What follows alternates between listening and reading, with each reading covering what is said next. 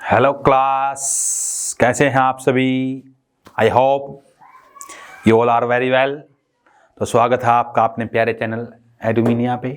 Okay, तो last video का थोड़ा सा रिमाइंड करते हैं बच्चों, क्या पढ़ा था। और सबसे पहले मैं आपसे रिक्वेस्ट करना चाहूँगा कि कोविड-19 का टाइम है, आप छोटे बच्चे हैं, ज़्यादा समझ है नहीं आपको, तो मास्क मेरा अपना सुरक्षा कवच जी वो ज़रूर लगाएं और आवश्यकता हो तभी आप घर से बाहर निकले बच्चों। ओके, तो लास्ट में हमने जो स्टॉप किया था वो साइकिल वाले केस पे किया था कि आप जब पैडल लगाते हैं साइकिल को तो वो मोशन में रहता है, लेकिन जब साइकिल के पैडलिंग स्टॉप कर देते हैं आप तो कुछ दूर जा करके साइकिल रुक जाता है। तो इस बात से हमें एक क्ल्यू, एक अवधारणा, मिसकंसेप्शन भी हमारे माइंड में जनरेट हो जाती है कि अगर हमें लगातार साइकिल को मोशन में रखना है तो क्या होगा, लगातार पेडलिंग करनी पड़ेगी। कहने का मतलब क्या हो गया कि if we want to continue, if we want to continue the motion of an object, we must apply n लिख लो, an unbalanced force on it continuously।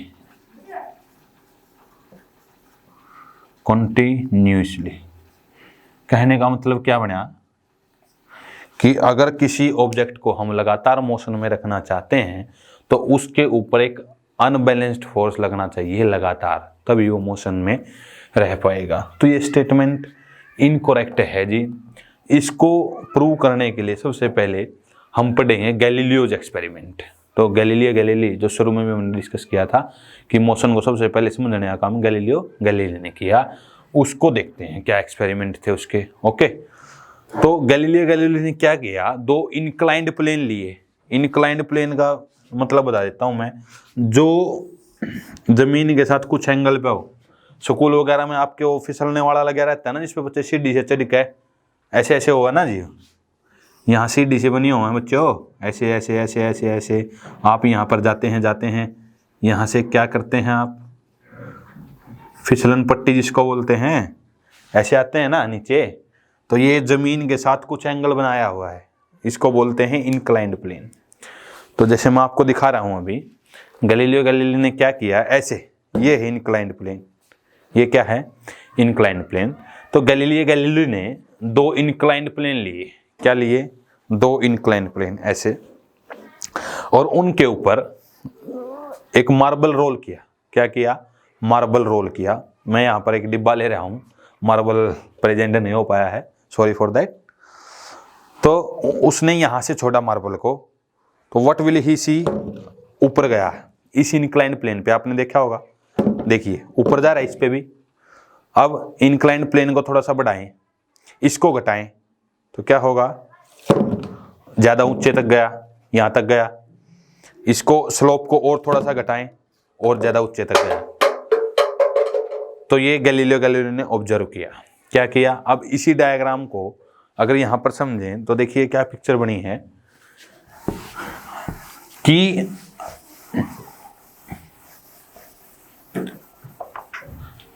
दो इंक्लाइंड प्लेन, कितने, दो इंक्लाइंड प्लेन, ऐसे ऐसे ऐसे,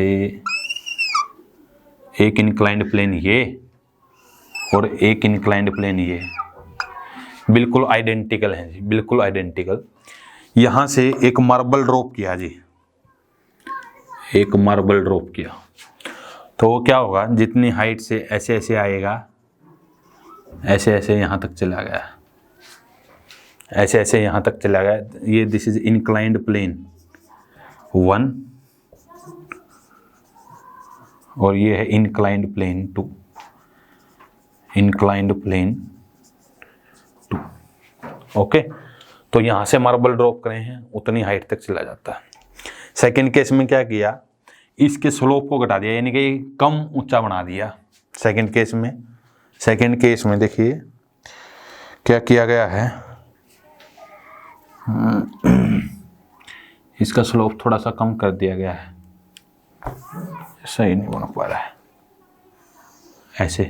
ऐसे था, फिर कैसे किया, ऐसे बना दिया, फिर ऐसे किया स्लोप को, और लास्ट में हॉरिजॉन्टल बना दिया।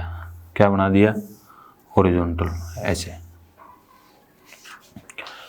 तो व्हाट विल यू सी कि पहले केस में यहां पर था मार्बल, दूसरे में ज्यादा ऊंचाई तक जाएगा, इसमें ज्यादा ऊंचाई तक जाएगा, इसमें और ज्यादा ऊंचाई तक जाएगा, और लास्ट वाले केस में ये हॉरिजॉन्टल डायरेक्शन में चलना शुरू कर देगा, हॉरिजॉन्टल डायरेक्शन में चलना शुरू कर दिया। दोबारा समझें एक बार, क्या है कि दो इनक्लाइंड प्लेन लिए, क्या लिए बच्चों, दो इनक्लाइंड प्लेन, इस तरह से। तो यहां से मार्बल ड्रॉप किया है, यहां तक आया मार्बल। सेकंड केस में इसका स्लोप कम किया, फिर कम किया और फिर हॉरिजॉन्टल बना दिया, अल्टीमेटली क्या बना दिया, हॉरिजॉन्टल। तो यहां से क्या कंक्लूजन मिला है कि अगर फ्रिक्शन ना हो, उसको नेग्लेक्ट माने, तो एक बार यहां से मार्बल ड्रॉप करने के बाद हमें मार्बल को लगातार मोशन में रखने के लिए फोर्स नहीं लगाना पड़ रहा है। यहां से एक बार ड्रॉप कर दें, अगर फ्रिक्शन ना हो तो ये मार्बल लगातार चलता ही रहेगा, कभी नहीं रुकेगा। तो साइकिल में जो हमारी माइंड में मिसकंसेप्शन बन गई थी कि किसी ऑब्जेक्ट को लगातार मोशन में रखने के लिए हमें लगातार फोर्स लगाना पड़ेगा, वो यहाँ पर रॉन्ग प्रूव हो गई है। कि ऑब्जेक्ट को शुरू में मोशन देने के लिए तो फोर्स लगाना पड़ा, लेकिन लगातार उसकी मोशन को बनाए रखने के लिए लगातार फोर्स जरूरी नहीं है। एक बार शुरू में फोर्स लगाया, यहाँ पर ये ग्राउंड से हाइट है, ऊंचाई से छोटा है, तो अगर ये हॉरिजॉन्टल है और फ्रिक्शन नहीं है यहाँ पर, तो ये जो मार्बल है वो फॉरएवर, सदा के लिए चलता रहेगा जी। तो कहने का मतलब क्या बन गया कि जो फोर्स है ना, force is must for initiation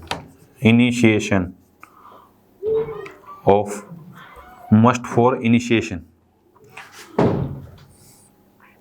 यानी कि जो ऑब्जेक्ट की मोशन है ना, उसको शुरुआत देने के लिए, इनिशिएशन का मतलब शुरू करने के लिए ऑब्जेक्ट की मोशन को तो जरूरी है, but not must to keep the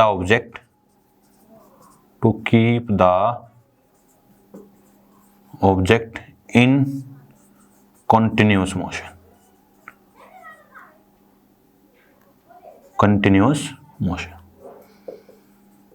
कि जो मार्बल को शुरू में मोशन में लाने के लिए तो फोर्स लगाना पड़ा, लेकिन उसको लगातार मोशन में बनाए रखने के लिए फोर्स जरूरी नहीं था। तो उसके बाद जो गैलीलियो के ये आइडियाज थे, उनको लेटर ऑन स्टडी किसने, सर आइजक न्यूटन ने इनके जो आइडियाज थे उनको फर्दर एलेबोरेट किया, एक बड़े स्तर पर उनको समझा, और वेरियस एक्सपेरिमेंट से जो फर्स्ट लॉ ऑफ मोशन है उसको जनरेट किया, फर्स्ट लॉ ऑफ मोशन। तो फर्स्ट लॉ ऑफ मोशन के लिए पहला क्या बन गया, फर्स्ट लॉ ऑफ मोशन, कि अगर कोई बॉडी रेस्ट में है तो वो रेस्ट में ही रहना चाहती है। कहने का मतलब क्या है कि जो रेस्ट है ना, रेस्ट कौन सी स्टेट होती है, विराम अवस्था, विराम की जो अवस्था है, रेस्ट है, इज ए नेचुरल स्टेट, जो rest is a natural state of an object, जो विराम की अवस्था है वो ऑब्जेक्ट की प्राकृतिक स्टेट है, प्राकृतिक अवस्था है रेस्ट। तो इसी से जो फर्स्ट लॉ ऑफ मोशन है वो क्या बन गया है, ये देखें ध्यान से। अब first law of motion,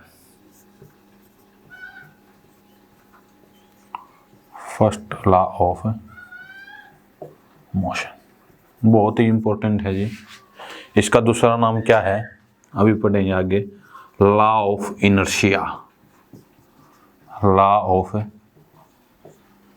inertia, law of inertia, law of inertia. Okay, तो ये क्या स्टेट करता है? According to this law, according to this law, an object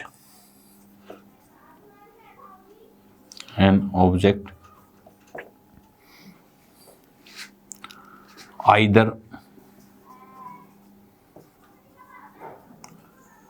remains at rest, either remain at rest, और ऐसे लिख लें बस, और in continuous motion unless an external unbalanced force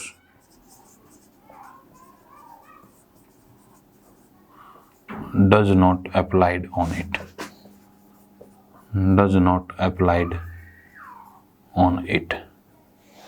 कहने का मतलब क्या है? फर्स्ट लॉ क्या स्टेट करता है?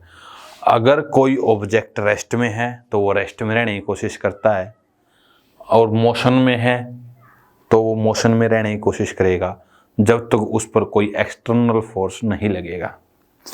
जो ये फर्स्ट लॉ ऑफ मोशन है ना, ये तो बिल्कुल जो छोटा सा बच्चा हुआ है ना, उसको भी पता हुआ है, वो भी बहुत अच्छी तरह से जाना है। कैसे जाना है? अब मान लीजिए उसका कोई खिलौना है, ठीक है, ट्रैक्टर ट्रेली मान लो, वो रख के गया था, रख के मान लीजिए नहाने चला गया, उसकी मम्मी ले गई उसको नहाने के लिए, तो बच्चा आया, खाना मान लीजिए खाना खाने लग गया है, तो क्या करेगा? सबसे पहले याद करेगा मैंने ट्रैक्टर ट्रैली कहाँ पर रखा था, वहाँ पर रखा था, वहीं पर जाकर देखेगा ना, क्योंकि उसको क्या पता है कि जब तक उसको कोई हाथ नहीं लगाएगा तब तक वो वहीं पर रहेगा। यही तो बात यही बोल रहा है कि जब तक किसी ऑब्जेक्ट पर फोर्स नहीं लगेगा उसकी स्टेट चेंज नहीं होगी। ट्रैक्टर ट्रेली जहाँ पर बच्चे ने छोड़ा था वहीं पर मिलना चाहिए अगर कोई उस पर फोर्स नहीं लगाया है। जब उसको वहां पर मिल गया तो खुश हो गया, अगर नहीं मिला तो रोने लगेगा या पूछेगा, बोलता है तो मेरा ट्रैक्टर ट्रेली किसने उठाया है? उठाने का मतलब उसने फोर्स लगाया, तभी तो स्टेट चेंज हुई है।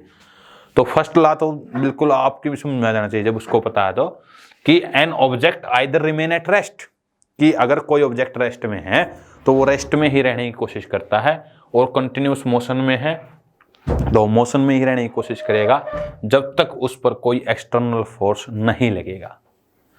इसी प्रॉपर्टी को ऑब्जेक्ट की क्या बोलते हैं? इनर्शिया।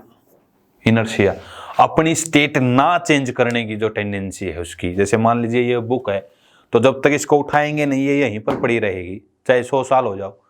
तो कहने का मतलब क्या, ये इसकी नेचुरल टेंडेंसी है, ये यहीं पर रहना चाहती है। तो ये क्या बन गया है? इसका क्या बन गई? ये प्रॉपर्टी इसकी इनर्शिया। इनर्शिया तो इनर्शिया ऑफ रेस्ट भी हो सकता है, और इनर्शिया ऑफ मोशन भी हो सकता है, और इनर्शिया ऑफ डायरेक्शन भी हो सकता है। ओके, तो इनर्शिया को थोड़ा सा डिटेल में पढ़ेंगे, और डेली लाइफ में इसके क्या क्या जो प्रॉब्लम्स एसोसिएटेड हैं वो पढ़ेंगे। ओके, तो इनर्शिया क्या बता दिया अभी? इनर्शिया एक नेचुरल टेंडेंसी है ऑब्जेक्ट की to resist change in its state, to resist change in its state, कि ये वो प्राकृतिक अवस्था है, ये गुण है इसका प्राकृतिक, जिसकी वजह से ये अपनी स्टेट को चेंज नहीं करना चाहती। कहने का मतलब क्या है? अगर कोई ऑब्जेक्ट रेस्ट में है तो रेस्ट में ही रहना चाहता है, और कंटिन्यूस मोशन में है तो कंटिन्यूस मोशन में ही रहना चाहता है जब तक उस पर कोई एक्सटर्नल फोर्स नहीं लगेगा। ओके बच्चों, इसलिए इसका नाम लॉ ऑफ इनर्शिया भी है, लॉ ऑफ इनर्शिया भी है, लॉ ऑफ इनर्शिया। तो थोड़ा सा पहले काइंड्स ऑफ इनर्शिया और डेली लाइफ में कैसे कैसे एग्जांपल हैं उनके वो पढ़ेंगे। Kinds of inertia, kinds of inertia.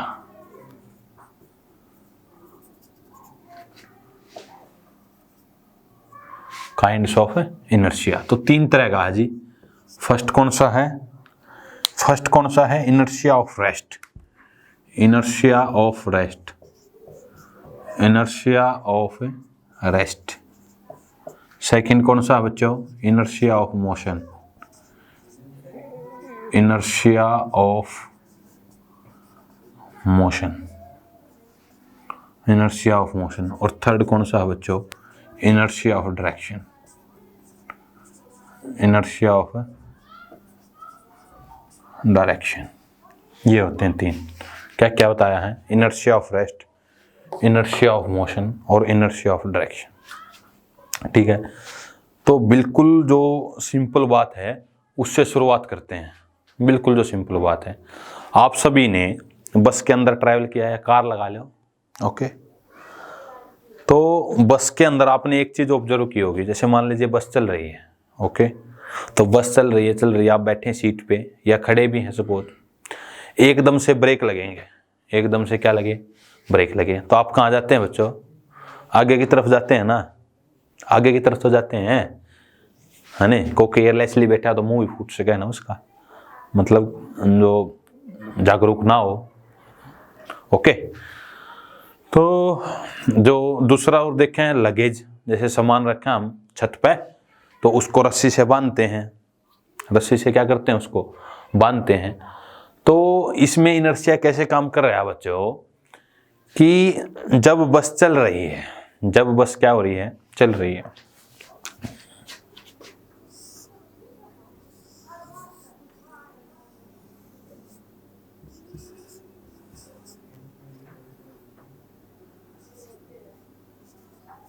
जब बस क्या हो रही है?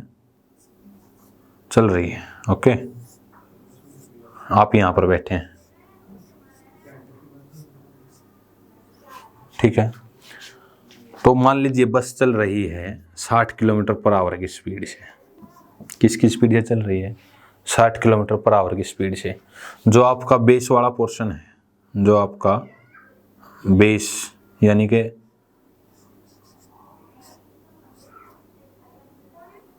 बेस का मतलब जो आपका लोअर पोर्शन है, मान लीजिए बस में आप बैठे हैं सीट पे, तो जो बॉडी का लोअर पोर्शन है वो बस के साथ कांटेक्ट में है, वो बस के साथ है। ये मान लीजिए सीट है आपकी, तो यहाँ पर बैठे हुए हैं आप तो जो आपकी बॉडी का लोअर पोर्शन है वो बस की सीट के साथ कांटेक्ट में है। क्या है? कांटेक्ट में। अब मान लीजिए आगे क्या आ गई है? गाय आ गई। क्या आ गई है? गाय आ गई, ठीक। तो गाय आ गई, तो ड्राइवर ने फौरन ब्रेक लगाए जी। क्या लगाए? ब्रेक लगाए। तो आप आगे की तरफ जाते हैं। क्यों जाते हैं? क्योंकि जो आपका लोअर पोर्शन है वो बस के साथ कांटेक्ट में है, वो बस के साथ कांटेक्ट में था। तो पहले किसकी स्पीड से चल रहा था? आराम से 60 की स्पीड से। जैसे ही बस ने ब्रेक लगाए हैं तो बस किस में आएगी? रेस्ट में आएगी, 60 से 0 स्पीड होने की कोशिश करेगी। आफ्टर ब्रेक, आफ्टर ब्रेक्स बिल्कुल एकदम 60 से जो स्पीड है किलोमीटर पर आवर से कितनी होने की कोशिश करेगी? 0 किलोमीटर पर आवर। ब्रेक लगते ही 60 से क्या होने की कोशिश करेगी? 0। तो जो लोअर पोर्शन है आपकी बॉडी का, जो लोअर पोर्शन है वो क्या कहेगा? 0 की स्पीड में आ जाओ जी। लेकिन जो अपर पोर्शन है जो बस के साथ कम कांटेक्ट में है वो 60 की स्पीड से ही आगे चलना चाह रहा है, क्योंकि वो अपनी स्टेट चेंज नहीं कर पा रहा है। यही तो इनर्शिया का एग्जाम्पल है।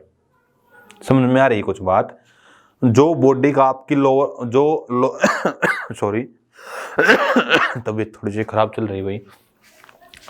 तो जो आपकी बॉडी का लोअर पोर्शन है, जो आपकी बॉडी का क्या है? लोअर पोर्शन है, वो पहले जब ब्रेक नहीं लगे थे 60 की स्पीड से ही, जो मतलब बस की स्पीड से चल रही है, आराम से बैठा था, ठीक है, ओके। अब जैसे ही 60 से 0 हुई है बस, तो लोअर पोर्शन एकदम से 0 स्पीड आने की कोशिश करेगा। वो कहेगा जी बस ने ब्रेक लगा दी है तो आप भी रेस्ट में चले जाओ, 0 की स्पीड कर लो। लेकिन जो अपर पोर्शन है बॉडी का वो बात नहीं मानेगा, क्योंकि वो बस के साथ कांटेक्ट में नहीं है, लोअर पोर्शन ज्यादा कांटेक्ट में है। तो उसकी वजह से जो अपर पोर्शन है आपका, ये वाला पोर्शन, ये 60 की स्पीड से ही आगे जाने की कोशिश करेगा। आगे जाने की क्या करता है बच्चों? कोशिश करता है। इसीलिए जब ब्रेक लगाते हैं तो हम आगे जाते हैं। इसके विपरीत दूसरा केस क्या है? दूसरा केस जब बस रुकी हुई थी एकदम से चली है। सेकंड केस में देखिए, जब बस रुकी हुई थी एकदम से मोशन में आई तो पीछे की तरफ जाते हैं हम, ऐसे जाते हैं। क्यों? क्योंकि बस जब रुकी हुई है तो आप मान लीजिए खड़े हैं, तो लोअर जो पोर्शन है आपकी बॉडी का वो बस के साथ रेस्ट में था। किस में था? रेस्ट में। जैसे ही बस चली तो नीचे वाले जो पैर हैं वो क्या कहेंगे, बस की स्पीड से चलने लग जाओ जी।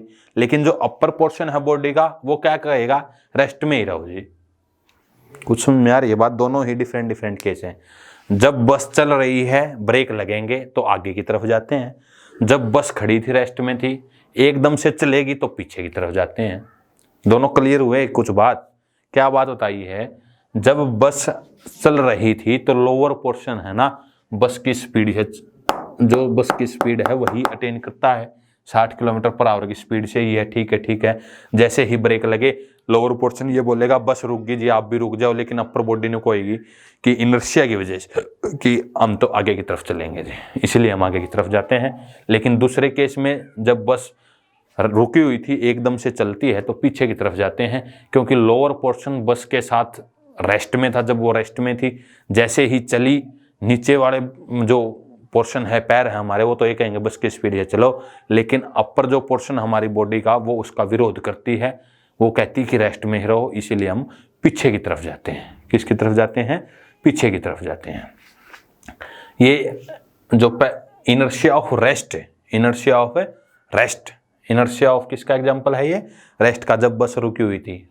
ये दूसरे वाला जो बस चल रही थी इनर्शिया ऑफ मोशन का एग्जांपल है, इनर्शिया ऑफ मोशन का एग्जांपल है। ओके, तो इनर्शिया ऑफ रेस्ट का दूसरा भी एग्जांपल देखते हैं। मान लीजिए ये कोई कारपेट है, ये कोई कारपेट है, ये कोई कारपेट। तो जब आपने क्या देखा होगा, वो गाड़ी दे दे, कि कारपेट को हम स्टिक से बीट करते हैं, ऐसे ऐसे मान लीजिए कारपेट है, स्टिक से बीट किया, डस्ट पार्टिकल बाहर आते हैं। इससे क्या आते हैं बच्चों? डस्ट पार्टिकल बाहर आते हैं। ऐसा भी क्यों होता है? जैसे मान लो अब कारपेट यहाँ पर है आपका, क्या है? कारपेट यहाँ पर है, ये पोजीशन है मान लो कारपेट की यहाँ पर। जैसे ही आपने मान लीजिए स्टिक है बीट किया, कारपेट तो कहाँ चला गया? पीछे। ये लाइन थी पहले, ये समझे, यहाँ पर था कारपेट। अब स्टिक के साथ लगते ही कारपेट तो यहाँ पर चला गया ऐसे, लेकिन जो डस्ट पार्टिकल थे ना इसके अंदर वो यहीं पर रहना चाहते हैं। तो अब कारपेट तो पीछे चला गया, डस्ट पार्टिकल नीचे गिर जाएंगे। ये देखिए ध्यान से दोबारा, ये मान लीजिए कारपेट है आपका। ओके, जब इसको स्टिक से बीट करेंगे, कारपेट तो अपनी पोजीशन यहाँ से यहाँ पर चला गया है, लेकिन जो डस्ट पार्टिकल है वो वहीं पर रहना चाहते हैं because of inertia of rest. इसीलिए वो डस्ट पार्टिकल हैं जो कारपेट से बाहर आ जाते हैं। और दूसरा एग्जांपल, ये आपके क्वेश्चन भी है इन टेक्स्ट, जब हम किसी ट्री की जो ब्रांच है उसको जोर से हिलाते हैं तो लीव्स हैं डिटैच हो जाते हैं। जैसे मान लीजिए अब ये थी कोई, हाँ, या लीव्स थे ऐसे अटैच, ठीक है। अब क्या होगा, जैसे ही आप इसको हिलाएंगे तो टहनी है जो मोशन में आ जाएगी ना, मोशन में आ जाएगी, लेकिन जो पत्ते हैं वो वहीं पर रहना चाहते हैं, तो उससे क्या हो जाएंगे? डिटैच हो जाएंगे। कुछ जो कमजोर होंगे जी, ध्यान रखें, जो ग्रीन कलर के वो नहीं, वो तो जहां पर टहनी जाएगी उसी के साथ चले जाएंगे। ओके, तो ये भी इनर्शिया ऑफ मोशन का, कारपेट वाला इनर्शिया ऑफ रेस्ट का एग्जांपल है। इनर्शिया ऑफ रेस्ट के एग्जांपल देखिए दोबारा से क्या क्या दिए हैं मैंने इसमें अंदर एग्जांपल। तो बस वाला, इसके अंदर कौन सा दिया है? बस। इनर्शिया ऑफ रेस्ट में जब बस सडन ब्रेक होंगे, सडन ब्रेक होंगे, क्या होंगे? सडन ब्रेक, सडन ब्रेक लगेंगे। इसमें क्या होगा? इनर्शिया ऑफ मोशन में जब बस स्टार्ट्स फ्रॉम रेस्ट होगी, बस स्टार्ट्स फ्रॉम रेस्ट। ओके, और इसमें क्या दिए हैं? कारपेट वाला एग्जांपल, कारपेट वाला कौन सा? कारपेट वाला, या जो ट्री वाला भी दिया है। Okay, way inertia of rest के एग्जांपल हो जाएंगे। ये इनर्शिया ऑफ मोशन है। तो अब थर्ड काइंड की बात करते हैं, inertia of direction. Inertia of direction, direction का मतलब क्या होता है? दिशा का। अब जैसे मान लीजिए आप कार में जाते हैं, ओके, तो जब जो कार है वो किसी मोड़ पे शार्प टर्न करती है, ऐसे ऐसे घूमेगी, तो आपने ऑब्जर्व किया होगा, जैसे स्कूल बस में भी जाते हैं यहाँ पे, तो क्या होता है गाड़ी में कि जैसे मान लीजिए चल रही थी ना गाड़ी, जब मूव करेगी तो हम एक साइड ऐसे झुक जाते हैं, ऐसे झुक जाते हैं ना, इधर से टर्न करेंगे तो ऐसे झुक जाएंगे। क्यों? अब गाड़ी की दिशा बदल गई है। जैसे ही कर्व पाथ पर गाड़ी जाएगी तो हमारी जो बॉडी है वो गाड़ी के साथ जाने की कोशिश करेगी, गाड़ी के साथ जाने की कोशिश करेगी। ये इनर्शिया ऑफ डायरेक्शन का एग्जांपल है, inertia of direction, inertia of direction. और दूसरा एग्जांपल जो मड गार्ड्स होते हैं, बिल्कुल सिंपल सा example, mud guards, mud guards are used in vehicles, vehicles में मड गार्ड, जिसको मुड़गार्ड बोल रहे हैं देसी भाषा में, साइकिल के पहियों के ऊपर मुड़गार्ड, बस उसमें भी मोटरसाइकिल में भी देखा होगा ना, मड गार्ड यूज किए जाते हैं। क्यों? मड गार्ड नहीं होगा तो जो कीचड़ होगा ना टायर के साथ वो आपकी कमर पे जाएगा। जैसे मान लीजिए मोटरसाइकिल का व्हील है ना, तो मड गार्ड नहीं यूज होंगे तो जैसे मान लीजिए रेनी सीजन की बात करते हैं, कीचड़ हो जाता है तो क्या करेगा व्हील, इसके साथ कीचड़ लिपट करके ऐसे आएगा, ऐसे जाएगा, ऐसे ऐसे, और ये आपकी कमर पर जाएगा, ये आपकी कमर पर जाएगा। तो इससे बचने के लिए हम क्या करते हैं, इससे बचने के लिए हम क्या करते हैं, इसके ऊपर मड गार्ड लगा देते हैं इस शेप से व्हीकल में, ताकि जो कीचड़ अब जाएगा वो आपकी कमर पे ना करके यहीं पर रुक जाएगा सारा। ये भी इनर्शिया ऑफ डायरेक्शन का एग्जांपल है। किसका एग्जांपल है? इनर्शिया ऑफ डायरेक्शन, जो मड गार्ड्स व्हीकल्स में यूज किए जाते हैं। ओके, और एग्जांपल आप डेली लाइफ के देखें, कैरम बोर्ड खेलते हैं आप सभी, कैरम बोर्ड खेलते हैं, उसमें क्या होता है, एक स्टिकर होता है और बाकी जो गिट्टियां होती हैं, आपने ये ऑब्जर्व किया होगा, गिट्टियों को आप बीच में रख लीजिए, एक बीच में रख के बिल्डिंग सी बना देते हैं ना आप। कई बार आप स्टिकर को मारेंगे तो ओनली जो नीचे वाली गिट्टी है ना वो निकलेगी ओनली, और बाकी ऐसी ऐसी रह जाएंगी। तो ऐसा क्यों होता है? ये भी इनर्शिया ऑफ रेस्ट का ही एग्जांपल है। किसका एग्जांपल है? इनर्शिया ऑफ रेस्ट का ही एग्जांपल है। ध्यान से समझे कि जैसे मान लीजिए रानी रख रखी है आपने, जो लाल कलर की होती है ना, बाकी काली गिट्टी है ऐसे ऐसे ऊपर, ये आपका सपोज कैरम बोर्ड है, यहाँ पर होल्स हैं। ओके, यहाँ पर आपने स्टिकर रखा है, क्या रखा है? स्टिकर। तो जब आप कई बार स्ट्राइक करते हैं इसके साथ तो ओनली वन, जो ये रेड कलर वाली गिट्टी है ये बाहर निकल के जाती है ओनली। क्यों? क्योंकि जो स्टिकर ने कई बार फोर्स, देखिए परफेक्ट शॉट होना चाहिए, परफेक्ट शॉट, कि जो आप स्टिकर पर फोर्स लगा रहे हैं वो फोर्स ओनली इसी गिट्टी को जाना चाहिए। अगर शॉट परफेक्ट नहीं होगा तो ये सारी गिर जाएंगी, क्योंकि जो आप फोर्स लगा रहे हैं उसका सारे का सारा इम्पैक्ट, जो उसका प्रभाव है फोर्स का, वो एक में नहीं गया है। अगर शॉट परफेक्ट नहीं होगा वो सभी में चला गया है थोड़ा थोड़ा। ओके, अगर शॉट परफेक्ट होगा तो केवल जिस गिट्टी को स्टिकर हिट करेगा वही गिट्टी मोशन में आएगी, बाकी स्टेट चेंज नहीं करेंगे क्योंकि उन पर फोर्स नहीं लगा है। ओनली जो लास्ट वाली नीचे वाली है ना उसी की स्टेट चेंज होगी, क्योंकि जो फोर्स लगा है स्टिकर के द्वारा वो केवल इसी पर लगा है ओनली। ओके, तो ये भी इनर्शिया ऑफ, ये तो अब इस पे फोर्स लगा तो स्टेट चेंज होगी, बाकियों में फोर्स नहीं लगा तो स्टेट चेंज नहीं होगी। और सिंपल सा एग्जांपल क्या ले सकते हैं हम? ग्लास टम्बलर पे, जैसे मान लीजिए अभी था वो यहीं पर डिब्बा था मान लीजिए, तो ग्लास टम्बलर पे हम एक कार्ड रख लेते हैं, जैसे सिंपल है कार्ड। ओके, सिंपल कार्ड रखते हैं, ये रख लिया मान लीजिए, बिल्कुल सिंपल सा एग्जांपल है, ग्लास टम्बलर है ये, इसके ऊपर ये मान लीजिए कॉइन रखते हैं हम। ये थोड़ा हैवी है तो परफेक्ट शॉट नहीं लग पाएगा इससे। ओके, तो ग्लास टम्बलर पे जो कॉइन है जब हम इसको हिट करते हैं, ये परफेक्ट शॉट नहीं हुआ है एक्चुअली, ये थोड़ा सा वजन है, जो आप ताश जिसको बोलते हैं ना कार्ड है, उससे आप खेल सकते हैं। तो जब परफेक्ट शॉट देखिए बिल्कुल, तो ये टम्बलर के अंदर गिरा है जी आकर के, देखिए दूसरी बार में परफेक्ट शॉट है। तो जो ये व्हाइट कलर का आपको दिखाई रहा है कॉइन, ये कॉइन को रिप्रेजेंट कर रहा हूं मैं यहाँ पर। तो जो कार्ड है वो चला गया इसके नीचे से, और जो कॉइन था आपका ग्लास टम्बलर के अंदर गिर गया, ग्लास टम्बलर के अंदर गिर गया जी। ओके, तो दोबारा एक बार डायग्रामेटिकली देखें कि ये मान लीजिए आपका ग्लास टम्बलर, इसके ऊपर आपने रखा कार्ड और यहाँ पर था कॉइन, यहाँ पर क्या था? कॉइन था। तो जैसे ही आपने यहाँ पर इसको फोर्स लगाया, हिट किया है, तो ये तो किस में आ गया है? कार्ड तो मोशन में, किस में आ गया है? अब कॉइन के ऊपर फोर्स लगा नहीं है, कॉइन के ऊपर थोड़ी फोर्स लगाया आपने, तो कॉइन किस स्टेट में रहेगा? रेस्ट में।